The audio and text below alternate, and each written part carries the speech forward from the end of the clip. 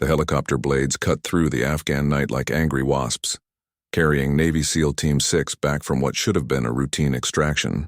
Lieutenant Commander Jake Morrison pressed his hand against the makeshift bandage on his leg, feeling the warm blood seep through his fingers.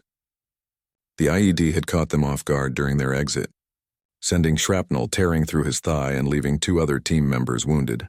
Across from him in the cramped cabin, Petty Officer First Class Sarah Chen worked methodically on Sergeant Mike Rodriguez's shoulder wound. Her hands moved with practiced precision, never hesitating despite the helicopter's violent rocking. Jake watched her work, impressed by her calm demeanor.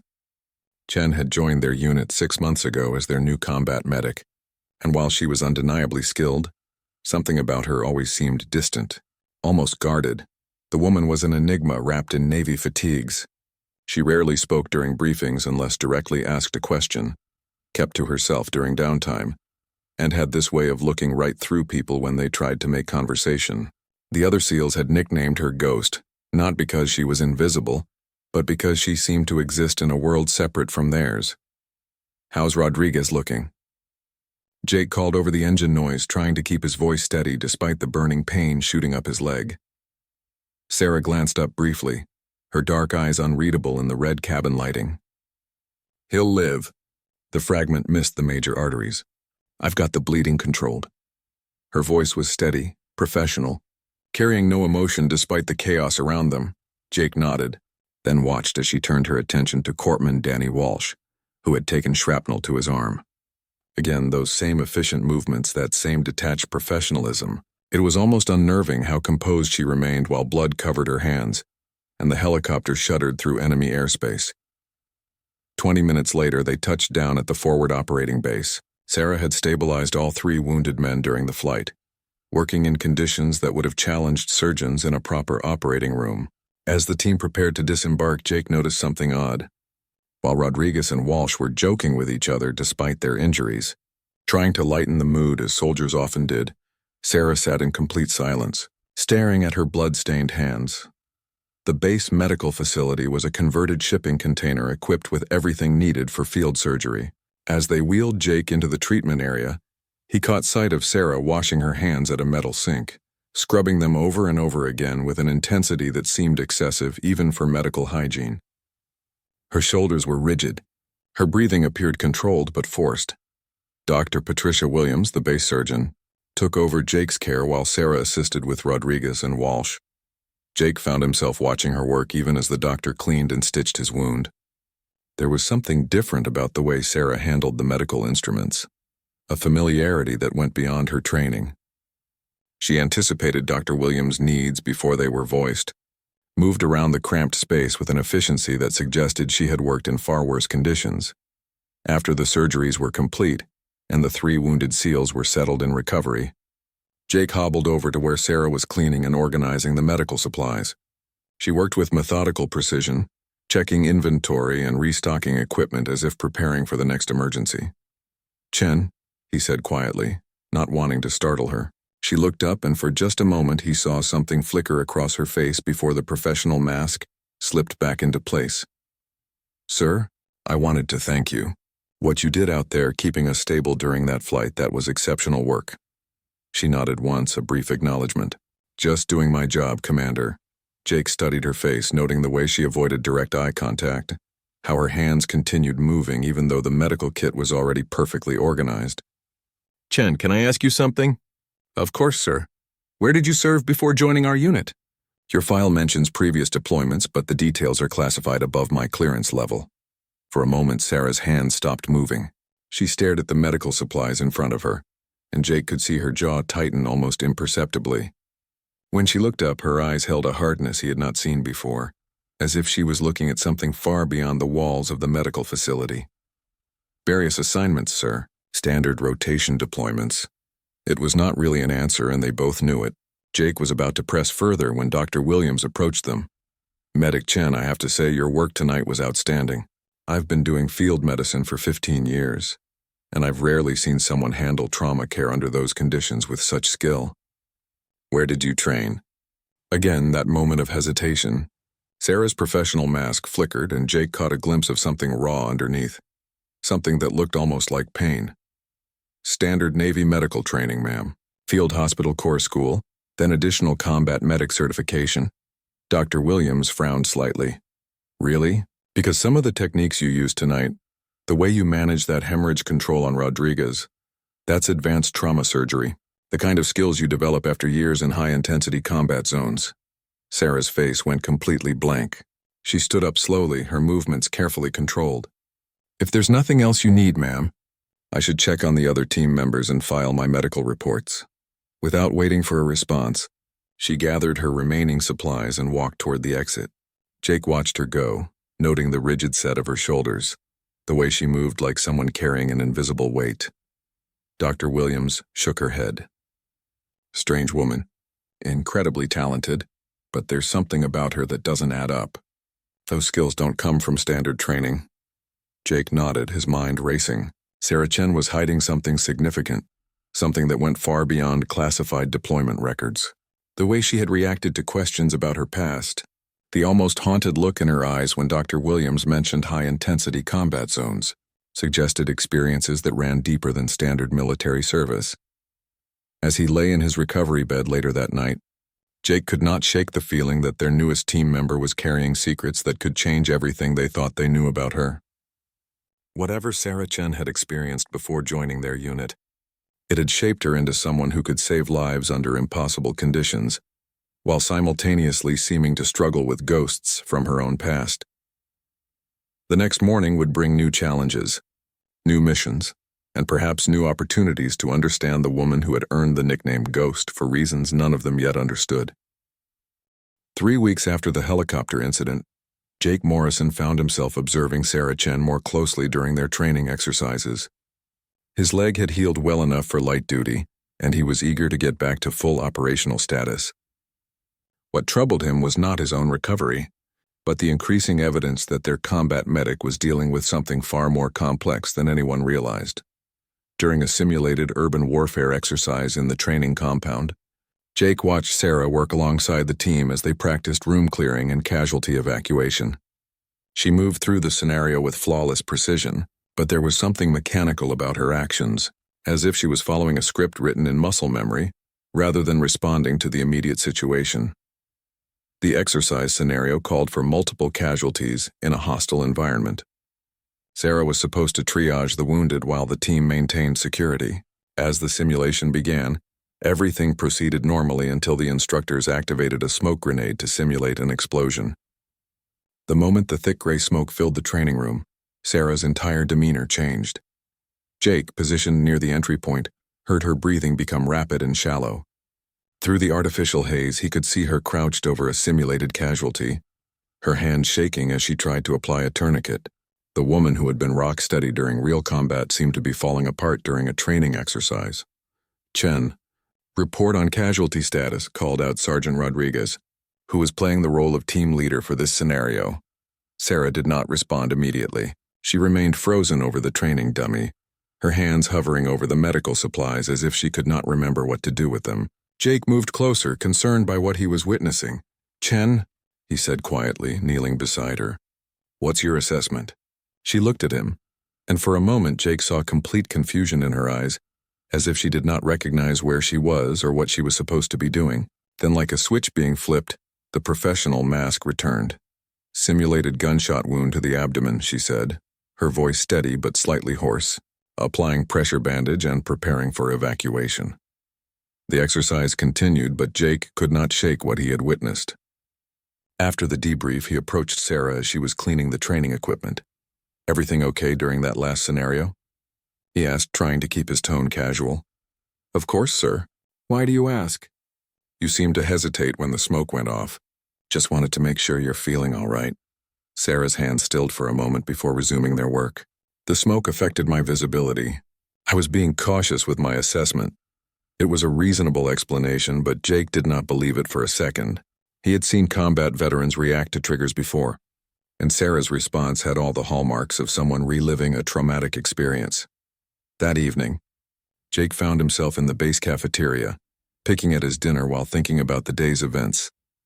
Dr. Williams approached his table, carrying a cup of coffee and looking troubled. Mind if I sit? She asked. Of course.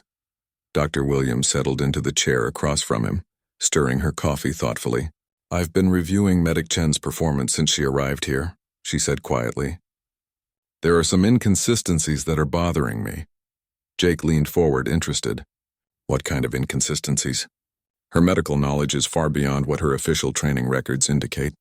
Today I observed her during the trauma simulation, and she used a surgical technique for treating traumatic brain injury that's only taught at very advanced levels. When I asked her about it afterward, she claimed she learned it from a field manual." "And you don't believe that?" Dr. Williams shook her head. "That technique requires hands-on practice under supervision. You can't learn it from a book. More importantly, it's primarily used in civilian trauma centers that deal with blast injuries and severe head trauma. The kind of injuries you see in war zones with heavy bombardment." Jake felt a chill run down his spine. "What are you suggesting?" "I think Sarah Chen has been in situations involving massive civilian casualties, probably multiple times. The kind of medical knowledge she possesses comes from treating hundreds, maybe thousands, of severe trauma cases under extreme conditions." Before Jake could respond, they were interrupted by Petty Officer Walsh, who slid into the seat next to them with an expression of barely contained excitement. "Commander, you need to hear this," Walsh said, glancing around to make sure they were not being overheard. "I was talking to my buddy Marcus, who works in intelligence, and I asked him to look into Chen's background." "What did he find?" "That's just it. He found almost nothing. Her official records start 3 years ago when she entered Navy medical training. Before that, it's like she didn't exist. No high school records, no college transcripts, no employment history, nothing." Dr. Williams raised an eyebrow. "That's highly unusual. Everyone leaves a paper trail, especially if they're applying for military service." Walsh nodded enthusiastically. "That's what Marcus said. He thinks her identity might be constructed, like she was someone else before becoming Sarah Chen." Jake's mind raced with the implications.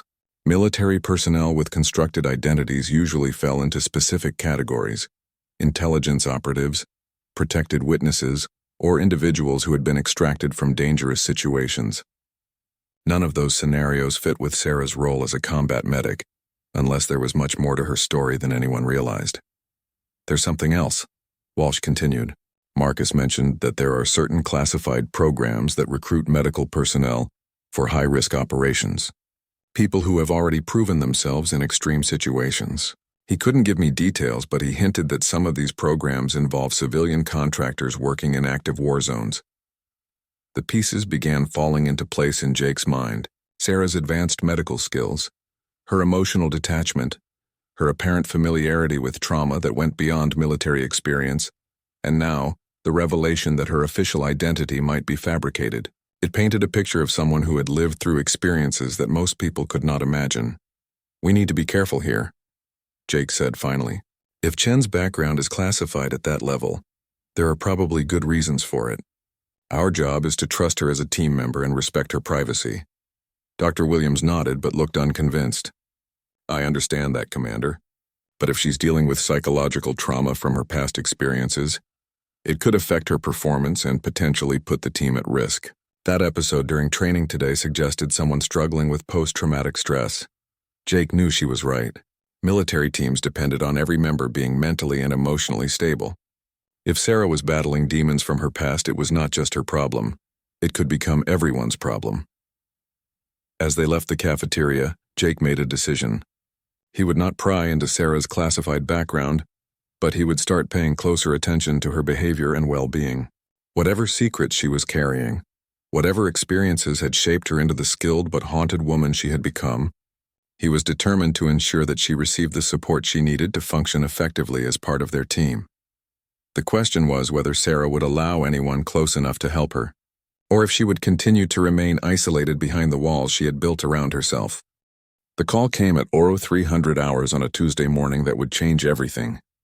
Jake Morrison was jolted awake by the urgent beeping of his secure communication device. The sound that every SEAL knew meant immediate deployment. Within 20 minutes, Team 6 was assembled in the briefing room, still shaking off sleep but fully alert. Captain Reynolds stood at the front of the room beside a large display screen showing satellite imagery of a compound in northern Syria. His expression was grim, the kind of look that meant the mission would be anything but routine. "Gentlemen and Petty Officer Chen," he began, We have a situation that requires immediate response. 12 hours ago, a medical relief convoy was ambushed approximately 40 kilometers from the Turkish border. The convoy included 6 international aid workers and their security detail. Jake felt his stomach tighten. Civilian casualties always complicated operations, but medical personnel held a special place in the military's protective instincts. Captain Reynolds clicked to the next slide, showing aerial photos of a fortified compound surrounded by rough terrain. Intelligence indicates the survivors are being held here. We have confirmation of at least 4 hostages still alive, including Dr. Elena Martinez, a surgeon with Doctors Without Borders who was leading the relief mission. Sarah Chen sat rigidly in her chair, her face pale in the briefing room's harsh lighting. Jake noticed her hands were clenched tightly in her lap, knuckles white with tension. The terrorist group holding them is demanding ransom and prisoner exchanges, Reynolds continued. The Syrian government cannot respond officially due to political complications, and the local security forces lack the capability for a rescue operation. That's where we come in. The captain outlined the mission parameters: insertion via helicopter under cover of darkness, neutralize the hostile forces, extract the hostages, and evacuate to the Turkish border where a medical team would be waiting. It was a complex operation with multiple variables and significant risks. Sir, Rodriguez raised his hand. What's the intel on enemy strength and capabilities? Estimated 15 to 20 fighters, armed with standard small arms and possibly rocket-propelled grenades. They're using the compound as a staging area for smuggling operations, so it's well fortified but not designed to withstand a coordinated assault. Jake studied the mission details, but his attention kept drifting to Sarah. She had not asked any questions during the briefing, which was unusual for someone whose role would be critical during casualty evacuation. More concerning was the way she seemed to be staring at the photos of the compound as if she recognized something about them. Medic Chen, Captain Reynolds addressed her directly. This operation will likely involve treating trauma injuries under hostile conditions. Are you prepared for extended casualty care with limited resources? Sarah blinked as if snapping out of a trance. Yes, sir.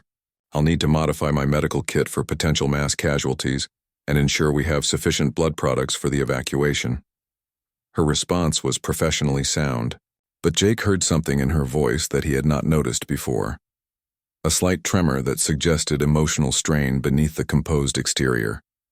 After the briefing, the team dispersed to prepare their equipment and review individual responsibilities. Jake found Sarah in the medical supply area, methodically packing trauma kits with an intensity that bordered on obsessive.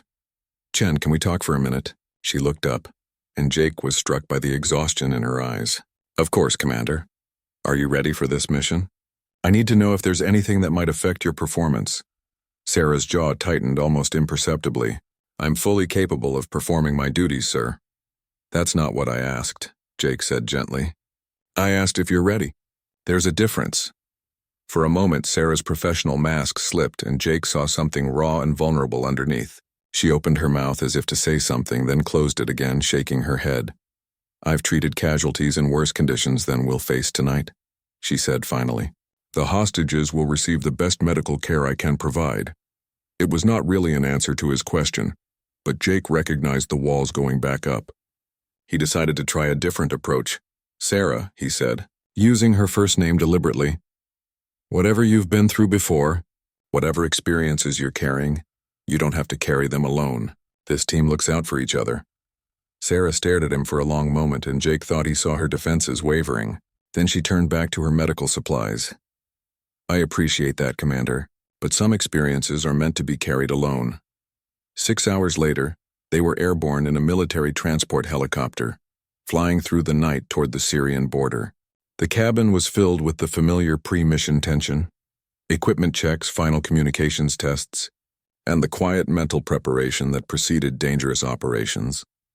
Jake watched Sarah during the flight. She sat with her medical kit on her lap, running through mental checklists and organizing supplies.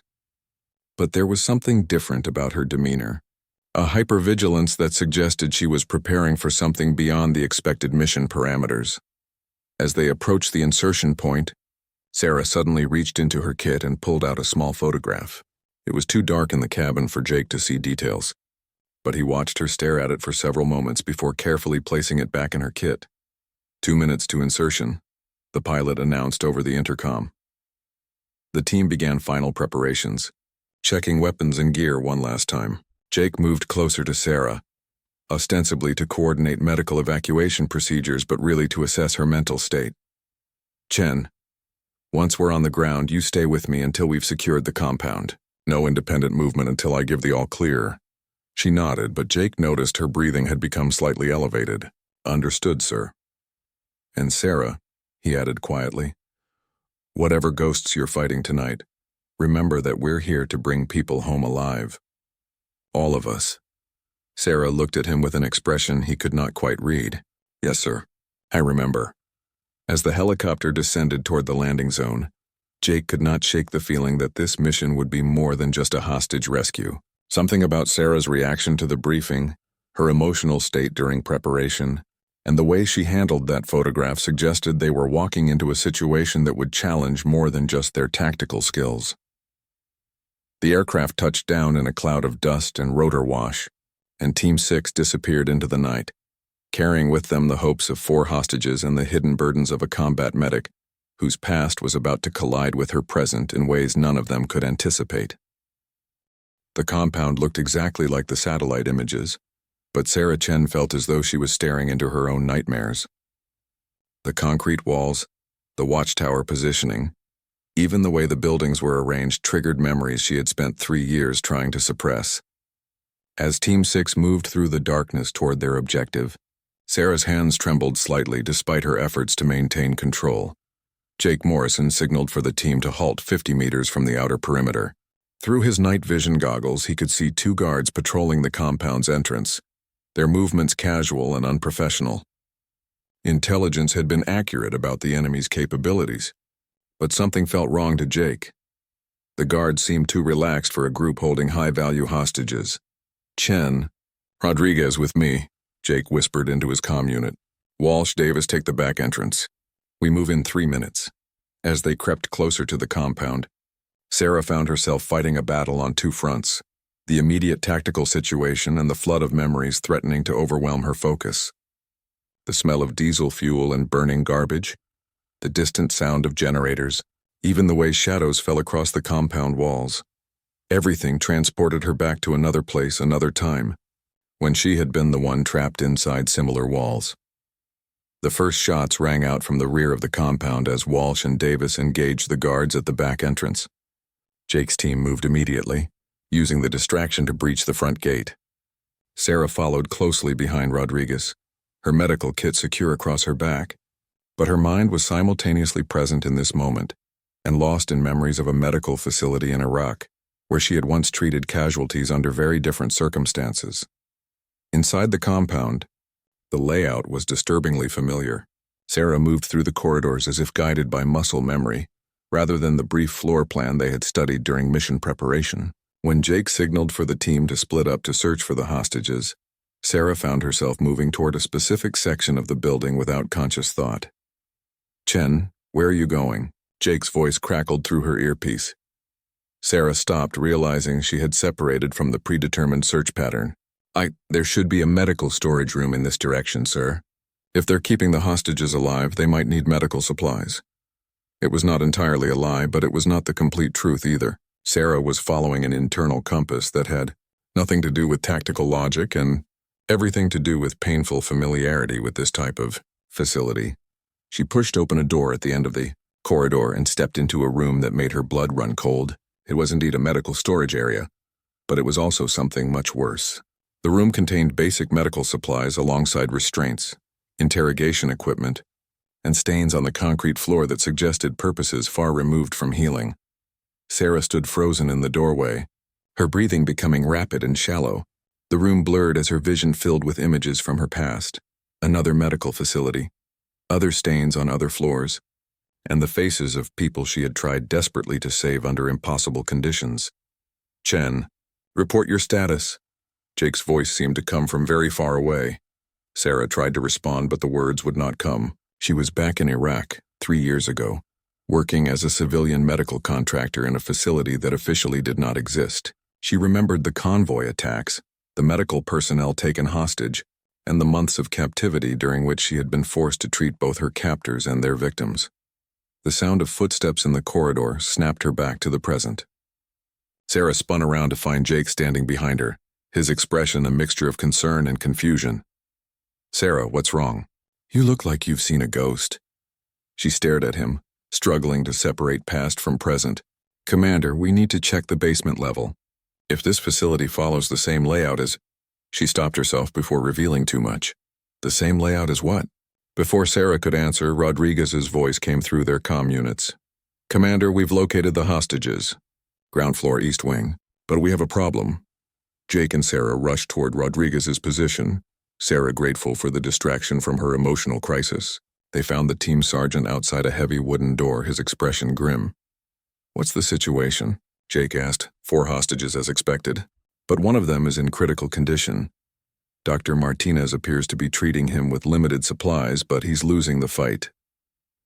Sarah's medical training overrode her psychological struggle. "What are his injuries?" "Gunshot wound to the abdomen, at least 12 hours old. Dr. Martinez says he's developed internal bleeding and she doesn't have the resources to perform surgery." Sarah felt her professional instincts take control. "I need to see him immediately." They entered the room where the hostages were being held. Dr. Elena Martinez, a woman in her 50s with graying hair and exhausted eyes, looked up as they approached. She was kneeling beside a young man who was unconscious and pale, his breathing shallow and labored.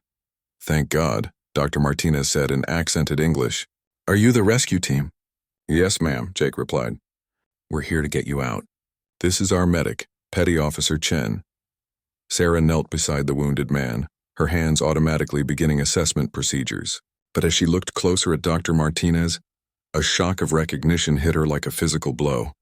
"Elena?" Sarah's voice came out as barely a whisper. Dr. Martinez stared at Sarah's face, her eyes widening with disbelief. "Sarah? Sarah Chen?" "But that's impossible. You died in the bombing. We all saw the explosion." The room fell silent except for the wounded man's labored breathing. Jake watched the exchange with growing confusion and concern. The 2 women were staring at each other as if they were seeing ghosts, and Sarah's face had gone completely white. "I didn't die," Sarah said quietly, her hands still working on the patient even as her world turned upside down. "But sometimes I wished I had." Dr. Martinez reached out tentatively and touched Sarah's face as if needing physical confirmation that she was real. "We searched for survivors for weeks after the bombing. The entire medical facility was destroyed. How did you—" "Not here," Sarah said, glancing around at the other team members who were listening with obvious confusion. "We need to focus on getting everyone out safely." But Jake was not willing to let the moment pass without answers. "Chen, do you know Dr. Martinez?" Sarah's hands stilled for a moment as she looked up at him. "We worked together in Iraq 3 years ago." "Worked together where?" Sarah and Dr. Martinez exchanged a look that spoke volumes about shared experiences and mutual understanding of things that could not be easily explained. "In hell," Dr. Martinez said quietly. "We worked together in hell." As Sarah resumed treating the wounded hostage, Jake realized that the mission had just become infinitely more complicated. Whatever Sarah Chen's true background was, whatever experiences had shaped her into the skilled but haunted medic she had become, the answers were standing right in front of him in the form of a doctor who had believed Sarah was dead for 3 years. The sound of approaching vehicles outside the compound reminded them all that they were still in immediate danger. But Jake knew that once they got everyone to safety, he would finally learn the truth about the woman his team had nicknamed Ghost. The extraction became a race against time, as Sarah worked frantically to stabilize the wounded hostage while the sounds of approaching vehicles grew closer.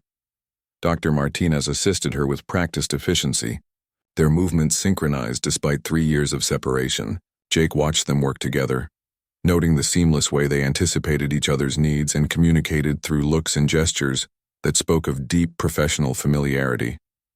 "We need to move him now," Sarah announced after inserting an IV line and applying pressure bandages. "He won't survive much longer without surgical intervention." "Can he handle transport?" Jake asked, knowing that carrying a critically wounded man through hostile territory would slow their evacuation significantly. Sarah and Dr. Martinez exchanged another look, and Jake saw a flicker of something pass between them. a shared memory or understanding that excluded everyone else in the room. We've transported patients in worse condition through more dangerous situations, Dr. Martinez said quietly. Haven't we, Sarah? Sarah nodded, but Jake noticed her hands were shaking slightly as she secured the medical equipment. Rodriguez, Walsh, I need you to fashion a stretcher. We can use the door and some rope from the compound. As the team prepared for evacuation, Jake pulled Sarah aside. Chen, I need to know if this situation is going to affect your ability to function. That man's life depends on your medical skills, and the team's safety depends on your focus. Sarah looked at him with eyes that held years of pain and determination. Commander, Dr. Martinez and I have kept people alive under conditions that would break most medical professionals. That patient will receive the best care possible, and this team will get home safely. You have my word. The conviction in her voice was absolute, but Jake could see the emotional toll the reunion was taking on her. Whatever had happened between Sarah and Dr. Martinez in Iraq, it had forged a bond that transcended normal professional relationships. The sound of vehicles reached the compound's outer perimeter, just as Team 6 finished preparing for evacuation. Jake made the tactical decision to exit through a breach in the compound's back wall rather than risk contact with what appeared to be a significant hostile force. The next 2 hours tested every member of the team's endurance and training. Carrying the wounded hostage through rough terrain while avoiding enemy patrols required constant vigilance and precise coordination. Sarah and Dr. Martinez took turns monitoring the patient's condition, working together to maintain his blood pressure and airway during the grueling journey to the extraction point. During a brief rest stop halfway to the landing zone, Jake overheard fragments of conversation between the 2 women that provided glimpses into their shared past. Do you ever think about the children from the pediatric ward? Dr. Martinez asked quietly as she checked the patient's pulse. Sarah's face tightened. Every day, especially the little girl with the shrapnel wounds, Maria. She survived, you know. Her family sent me a letter 6 months after the bombing. She's walking again. Sarah closed her eyes and Jake saw tears she was fighting to hold back. I'm glad. I never knew what happened to any of them after you disappeared, Dr. Martinez finished. We thought you were dead, Sarah. The explosion that destroyed the medical wing was massive. How did you survive? Sarah glanced around, aware that the team members were listening even as they maintained security positions. It's complicated. There are things I can't discuss even now. Dr. Martinez nodded with understanding. Classified recovery operations. I've heard of such programs. Medical personnel extracted from hostile situations and given new identities for their protection. Jake's mind raced with the implications. Sarah had not just been a medical contractor in Iraq. She had been someone whose expertise was valuable enough to warrant a dangerous extraction operation and complete identity reconstruction. The woman they knew as Sarah Chen had literally been reborn from the ashes of her previous life. The sound of helicopter rotors in the distance signaled the approach of their extraction aircraft. As they prepared for the final push to the landing zone, the wounded hostage began showing signs of deterioration. His breathing became more labored, and his pulse grew weaker despite their medical interventions. We're losing him, Dr. Martinez said urgently. His blood pressure is dropping too fast. Sarah's training took over completely. She knelt beside the patient and began performing emergency field surgery, with nothing but a combat medical kit and a tactical flashlight for illumination. Her hands moved with the precision of someone who had performed such procedures countless times under impossible conditions. Sarah, what are you doing? Dr. Martinez asked, though her tone suggested she already knew. Emergency laparotomy to control internal bleeding, Sarah replied without looking up from her work. Just like we did during the siege. Jake watched in amazement as Sarah performed surgery that he knew was far beyond the capabilities of standard combat medics. She was operating with the skill level of a trauma surgeon, working by feel and instinct in conditions that would challenge professionals in fully equipped operating rooms. Within minutes, she had identified and controlled the source of internal bleeding. The patient's vital signs began to stabilize and his color improved noticeably. How did you learn to do that? Walsh asked, voicing the question that everyone was thinking. Sarah looked up from her patient, her hands still covered in blood, her face streaked with sweat. For a moment, she seemed to weigh her response carefully. During the siege of the medical facility in Iraq, Dr. Martinez and I were the only surgical team available for 3 months. she said quietly. "We performed hundreds of operations under enemy fire, with limited supplies and no support. You learn to do things you never thought possible when people's lives depend on it." Dr. Martinez nodded solemnly. "Sarah performed her first emergency surgery during a mortar attack that killed 2 of our senior surgeons. She was officially just a medical technician, but she had been observing and learning. When the situation became desperate, she stepped up and saved lives that would have been lost." The helicopter appeared overhead, its spotlight illuminating the landing zone. As they prepared to load the casualties, Jake realized that everything he thought he knew about Sarah Chen had been based on carefully constructed fiction. The real story was far more complex and tragic than any of them had imagined. During the flight back to base, Sarah continued monitoring the wounded hostage while Dr. Martinez sat beside her, both women lost in their own thoughts. Jake could see them occasionally exchange looks that spoke of shared trauma and mutual respect forged in the crucible of impossible circumstances. As the aircraft flew through the night sky, Jake found himself reassessing not just Sarah's capabilities, but the entire foundation of trust and understanding within his team. They had been working alongside someone whose skills and experiences far exceeded anything in her official records. Someone who had literally been reborn from the ashes of a previous life that involved trauma and heroism on a scale none of them had comprehended. The wounded hostage remained stable throughout the flight, a testament to Sarah's emergency surgery and ongoing medical care. When they landed at the base medical facility, Dr. Williams was waiting with a full surgical team to take over the patient's care. As they transferred the hostage to the medical facility, Dr. Williams pulled Jake aside. "Commander, I need to speak with you privately about Medic Chen's performance tonight." Jake nodded, knowing that the evening's revelations were about to trigger a much larger conversation about Sarah's true identity and capabilities. Whatever secrets she had been carrying were no longer hers alone to bear. The debriefing room felt smaller than usual as Team 6 gathered around the conference table, 12 hours after their return from Syria. Jake Morrison sat at the head of the table, studying the faces of his men as they processed the events of the previous night. The successful rescue of 4 hostages should have been cause for celebration, but the revelations about Sarah Chen had cast everything in a different light. Dr. Williams entered the room carrying a thick file folder, her expression serious. Behind her came Captain Reynolds and, to everyone's surprise, a woman in civilian clothes who introduced herself as Dr. Rachel Grant from the Department of Defense's Special Medical Programs Division. "Gentlemen, Petty Officer Chen," Captain Reynolds began, "what occurred during last night's mission has necessitated a conversation that's been postponed too long." Sarah sat rigidly in her chair, her face expressionless but her hands clenched tightly in her lap. Jake could see the tension radiating from her as she prepared for whatever was about to be revealed. Dr. Grant opened her folder and pulled out several documents. 3 years ago, a medical facility in Iraq was bombed during what was officially classified as a terrorist attack. The facility was providing medical care to both civilian casualties and intelligence personnel in a highly volatile region. 14 medical staff were killed in the bombing, and several others were reported missing and presumed dead. She paused, looking directly at Sarah.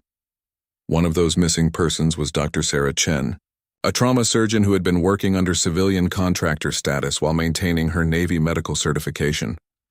Rodriguez leaned forward in his chair. "Wait, you're saying Chen is actually a doctor? Not just a medic?" Dr. Grant nodded. Dr. Chen completed her medical degree and surgical residency before volunteering for the Iraq assignment. She was specifically recruited because of her unique combination of military training and advanced medical skills. Jake felt the pieces of the puzzle finally clicking into place.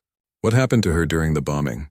"Dr. Chen was captured by the group responsible for the attack," Dr. Grant continued. "She spent 8 months in captivity, during which time she was forced to provide medical care to both her captors and other prisoners. Her surgical skills kept her alive, but the psychological trauma was severe." Sarah finally spoke, her voice barely above a whisper. "They brought me wounded prisoners every day. Some were intelligence operatives, some were civilians caught in the wrong place. They told me that if anyone died under my care, they would execute 2 prisoners in retaliation." The room fell silent as the implications of her words sank. Dr. Williams reached across the table and placed her hand gently on Sarah's arm. How many people did you treat during those 8 months? Dr. Williams asked gently. I stopped counting after 300, Sarah replied, her voice hollow. I performed surgery in a basement with improvised equipment and whatever medical supplies they could steal from aid convoys. People lived or died based on my ability to keep working despite everything they did to break me psychologically. Walsh shook his head in amazement.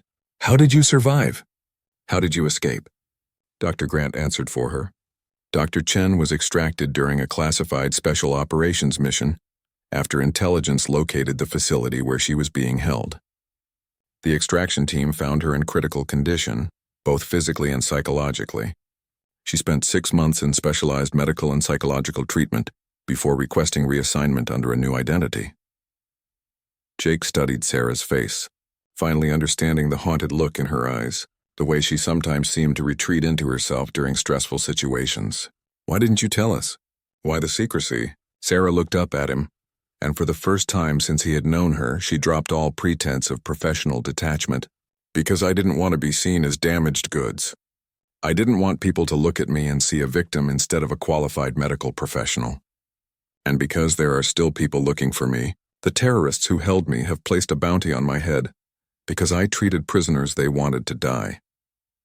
Captain Reynolds leaned forward, which brings us to the current situation. Dr. Martinez's presence during last night's mission has complicated Dr. Chen's security status. Her cover identity has potentially been compromised. Dr. Grant nodded gravely. We're evaluating whether Dr. Chen needs to be relocated again for her safety, and whether her current assignment with your team is still viable.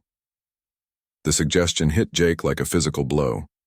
The idea of losing Sarah, now that he finally understood her true capabilities and the sacrifices she had made, seemed unbearable. With all due respect, Jake said firmly, Dr. Chen has proven herself to be an invaluable member of this team. Her medical skills have saved lives, and her dedication to the mission has never been in question. If there are security concerns, we should address those concerns while keeping her where she can do the most good. Rodriguez nodded in agreement. Commander's right. Chen belongs with this team. We've got her back, no matter what. One by one, the other team members voiced their support.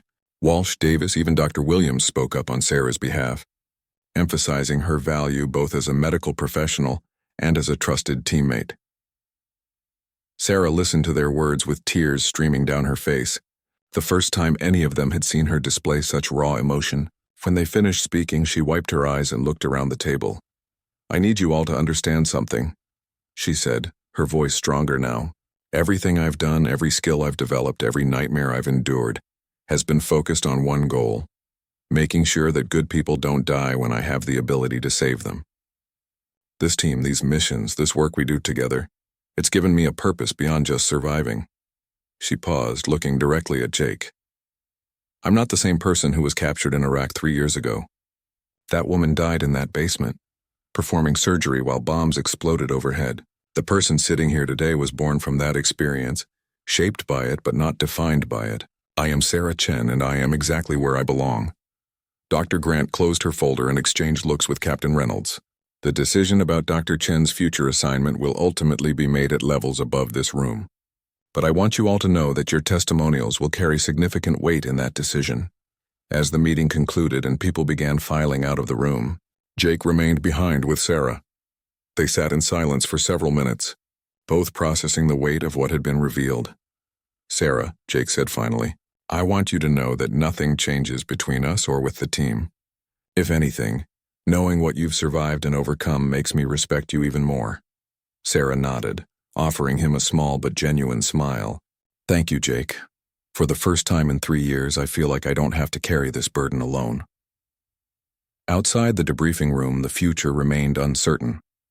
But inside that room, a woman who had been forged in the crucible of unimaginable circumstances had finally found her way back to something resembling home. 6 months later, Sarah Chen stood in the same medical facility where her journey with Team 6 had begun. But everything was different now. The walls that had once felt like barriers now seemed like protective embrace, and the teammates who had once been strangers now felt like family. The official inquiry into her background had concluded with a decision that surprised everyone.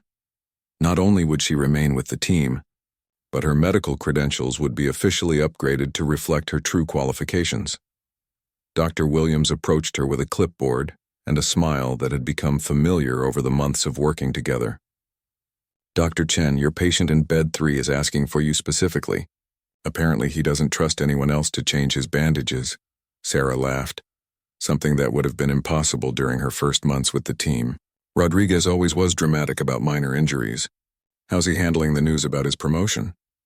"About as well as you'd expect. He's convinced that being team sergeant means he's immortal." The promotion ceremony had been held that morning, with Rodriguez officially taking over additional leadership responsibilities. It was part of a broader reorganization that had seen several team members advance in rank and responsibility, including Sarah's official recognition as the team's chief medical officer. Jake Morrison entered the medical bay carrying 2 cups of coffee, a daily ritual that had developed after the Syria mission. He handed one to Sarah and settled into a chair beside her desk. "How are you feeling about tonight's mission?" he asked, referring to a humanitarian aid operation they would be conducting in partnership with an international relief organization. Sarah considered the question carefully. 6 months ago, the prospect of returning to a medical relief mission would have triggered panic attacks and sleepless nights. Now, while she still felt nervous, the fear was manageable and balanced by a sense of purpose. "Ready," she said simply. "It feels right to be helping civilians again, especially with the team watching my back." Jake nodded, understanding the significance of her words. The decision to accept humanitarian missions had been Sarah's idea, a way of reclaiming the medical relief work that had been taken from her 3 years earlier. The first few operations had been difficult, but each successful mission had helped her heal from the trauma of her captivity. Dr. Elena Martinez appeared in the doorway, carrying her own medical kit. She had been working with Sarah's team for the past 3 months, officially as a consulting physician but really as a bridge back to the humanitarian work they had both loved. Her presence had been crucial in helping Sarah process her experiences and move forward. "Are we ready for the final briefing?" Dr. Martinez asked. The 3 of them walked together toward the briefing room where the rest of Team 6 was already assembled. The mission was relatively straightforward, establishing a temporary medical clinic in a refugee camp while providing security for international aid workers. It was the kind of operation that combined the team's tactical expertise with their medical capabilities. Captain Reynolds outlined the mission parameters, but Sarah found herself thinking about how much had changed since that night in Syria, when her carefully constructed identity had been shattered. The revelation of her true background had initially felt like the end of everything she had worked to build. Instead, it had become the foundation for something stronger and more authentic. During the months following the debriefing, Sarah had undergone additional psychological counseling to address her trauma more directly. The sessions had been difficult, forcing her to confront memories and emotions she had spent years suppressing. But they had also helped her understand that her experiences, rather than being sources of shame, were actually testament to her strength and resilience. The team's reaction to learning about her background had been overwhelmingly positive. Rather than seeing her as damaged or unreliable, they had come to understand that her experiences made her uniquely qualified for the challenges they faced together. Rodriguez had started calling her Doc with obvious pride, while Walsh had begun asking her advice on medical techniques that went far beyond standard combat medicine. As the briefing concluded and the team prepared to deploy, Sarah felt a familiar mix of anticipation and determination. The woman who had once hidden behind the nickname Ghost now embraced her role as an integral part of something larger than herself. During the helicopter flight to the mission area, Sarah looked around at her teammates and reflected on the journey that had brought them all together. Jake, who had shown such patience and understanding during her darkest moments. Rodriguez, whose unwavering loyalty had helped her feel accepted. Walsh and Davis, who had welcomed her into their brotherhood without reservation. Dr. Williams, who had become both colleague and friend. The refugee camp appeared below them as the sun began to set, a sprawling collection of tents and temporary structures housing thousands of people, displaced by conflict. Sarah felt her medical instincts engage as she observed the conditions and began mentally preparing for the challenges they would face. As they disembarked from the helicopter, Dr. Martinez walked beside Sarah toward the camp's medical area. "Are you ready for this?" she asked, echoing Jake's earlier question. Sarah looked around at the camp, seeing not the potential triggers and traumatic reminders that might have overwhelmed her months earlier, but rather the opportunity to use her skills and experience to help people who desperately needed medical care. "More than ready," she replied. "For the first time in 3 years, I'm exactly where I belong, doing exactly what I was meant to do." The medical clinic they established that evening treated dozens of patients, children with respiratory infections, elderly refugees with chronic conditions, and injured individuals who had been waiting weeks for proper medical attention. Sarah worked alongside Dr. Martinez and Dr. Williams, performing procedures and providing care that drew on every aspect of her training and experience. As the night progressed, Sarah realized that the circle had finally closed. The skills she had developed during her captivity, the trauma she had endured, and the healing she had undergone with Team 6 had all led to this moment. Using her abilities to help vulnerable people while surrounded by teammates who understood and supported her completely. When Jake checked on her progress near midnight, he found Sarah suturing a wound on a young boy's arm while his mother held his hand. The scene embodied everything that made Sarah extraordinary. Technical skill combined with compassion, strength forged through adversity, and an unshakable commitment to healing others regardless of the personal cost. "How are you holding up, Doc?" Jake asked quietly. Sarah looked up from her work, her face tired but peaceful. "I'm home, Jake, finally, after all these years. I'm home." Outside the medical tent, Team 6 maintained security while international aid workers distributed supplies and coordinated relief efforts. It was exactly the kind of mission that made their dangerous work worthwhile, protecting those who could not protect themselves and enabling humanitarian efforts that saved lives and restored hope. As dawn broke over the refugee camp, Sarah completed her last procedure of the night and stepped outside to watch the sunrise.